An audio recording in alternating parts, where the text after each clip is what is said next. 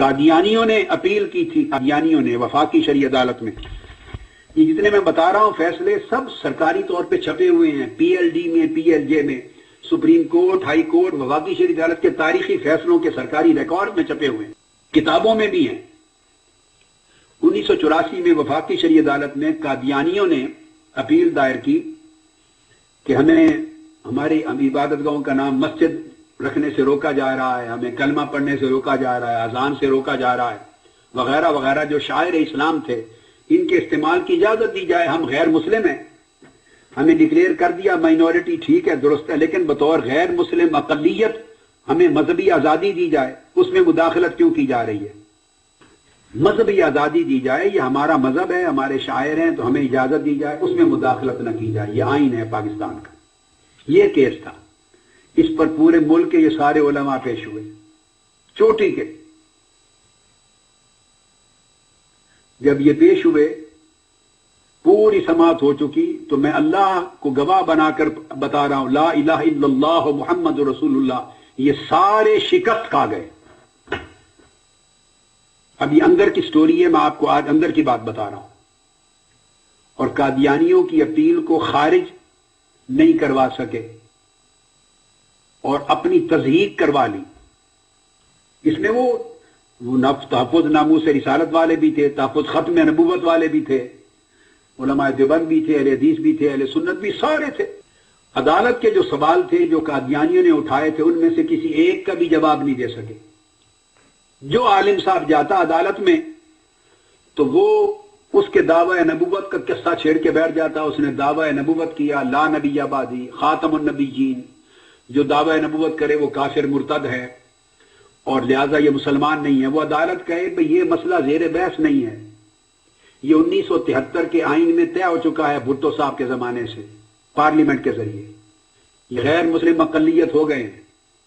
اب اس کا دعوی نبوت کرنا، کافر ہونا، مرتد ہونا، یہ تو عدالت میں زیر سماعت ہی نہیں ہے.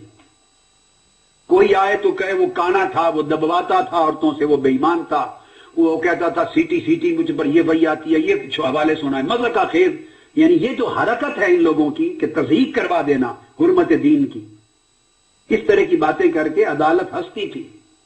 وہ کہے خدا کے بندو آپ ہار جائیں گے کیس، ان میں سے کوئی چیز زیر بحث نہیں ہے.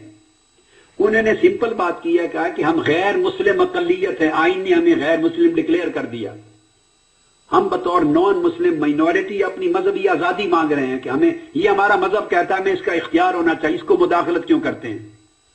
اس پر دلائل دیں ازرو شریعت کہ یہ الفاظ وہ استعمال کر سکتے ہیں یا نہیں اپنی مذہبی آزادی کے طور پر. جب یہ سارے بھگت گئے اور وہ عدالت انتہائی پریشان ہو گئی، میں اس وقت ناروے دورے پر تھا تو مجھے ٹیلی فون آیا. نفس مسئلہ پر گفتگو ہی نہیں کی کسی نے. یہی پرابلم ان کا آج ہے کہ نفس مسئلہ کچھ اور ہوتا ہے اور یہ بنا کچھ اور، بحث میں کچھ اور لیتے ہیں، خلط مبحث کر دیتے. اصل بات یہ ہے، یہ اس کے مرتد ہونے کے دلائل دیتے ہیں اور وہ مسئلہ زیر بحث نہیں ہے. مسئلہ ان کے غیر مسلم اقلیت کے طور پہ مذہبی آزادیاں کیا ہیں کیا نہیں ہیں، مسئلہ یہ ہے. چنانچہ ڈیٹ فکس ہوئی ان کے ساتھ، میں نے اپنا دورہ منسوخ کیا، بقایا واپس آنے کا کہا. انہوں نے میری واپسی کے، میں نے کہا 3 دن دے دیں تاکہ میں اسٹڈی کر لوں. اب یہ سارا ملک گواہ ہے، کراچی سے پشاور تک، لاہور کے سب علماء گواہ ہیں.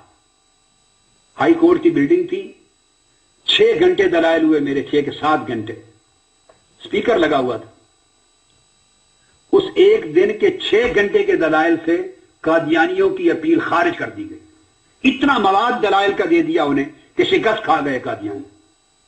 سارے جہان نے دلائل سنے اور نتیجہ کیا ہوا؟ اللہ گواہ ہے کہ سب سے پہلا میرا ہاتھ چومنے والے شخص مولانا عبد الرحمان اشرفی تھے اس وقت، جنہوں نے اپنے کل علماء دیوبند اور اہل حدیث کی آنکھوں کے سامنے کھڑے ہو کے ہاتھ چومے. پھر مولانا منظور چنیوٹی نے، دوسرے مسلکوں کے لوگوں نے، پھر ہمارے اپنے علماء نے جو موجود تھے، اہل حدیثوں نے. انہوں نے چونکہ پہلی بار سنا تھا یہ واقعہ براہ راست زیادہ اجتماع علماء کا، تو پھر وہ بڑے نعرے لگاتے رہے. خیر الحمدللہ آقا علیہ السلام کی نوکری تھی، ہم تو ہمیشہ خدمت سگانہ کرتے رہے ہیں اپنے آقا کی، ایک ادنا کتے کے طور پہ حضور کی دین اور حضور کی حرمت و عزت کی حفاظت کے لیے لڑتے رہے.